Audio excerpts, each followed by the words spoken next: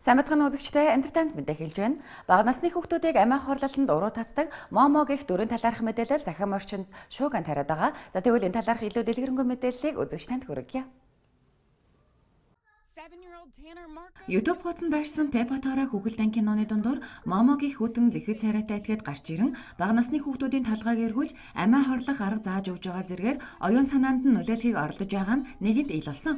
Америк нэгдсэн улсын зарим мужуудад ч мөн дээрхтээ ижил хэрэгүүд бүртгэгдэж эцэг эхчүүд төдийгүй Ким Кардашиан тэргүүтэй Холливуудын одод ч YouTube хуудаснаас эдгээр бичлэгүүдийг хасах арга хэмжээ авахыг уриалжээ. Их Британд мөн 7 настай Бра Анжерогийн хүүхэд ээжтэй Момогийн талаар хэлж бичлэг хүүхэлдэйн кино үзэж байхад нь тамнууд ядарсан царай нүцгэн цээж шуун хүлтэй энэ баримлыг таньж түүнийг бичлэг үзэж байхад нь гинт гараад ирдэг. Мөн охинд хэлснийг нь хийхгүй бол зүудэнд нь орж түүнийг ална гэж сүрдүүлэх хэмээн хэлжээ. Момо бол яг л аппликейшн шиг тухайн хүүхэд рүү ярьж зураг сэлгээж ярилцах чадвартай хэмээжээ.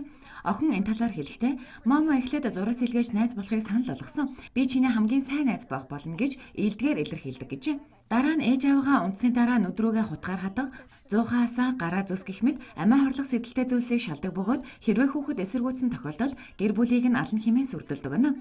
Судалгаагаар бага насны хүүхдүүдийн сэтгэл зүйд нөлөөлөх нь илүү хялбар бөгөөд нас нь багасах тусам хүүхдийн бусдын нөлөөнд автах нь элбэг болтыг баталсан. Тийм ч учраас эцэг эхчүүд хүүхдийнхээ ухаалаг төхөөрөмжийн хэрэглээ хянах, хязгаарлах шаардлагатайг бусад улс орнуудын эцэг эхчүүд уриалжээ. Момо гихч энэхүү челленжийг одоогоор хин эхлүүлсэн тодорхой бус байгаач 7 төрлийн утасны код холбоотой болох нь тогтоогдсон. Эдгээр утасны дугаарууд Япон, Латин Америк тэргүүтэй өөр орнуудад бүртгэлтэй болох нь тогтоогдоод байна.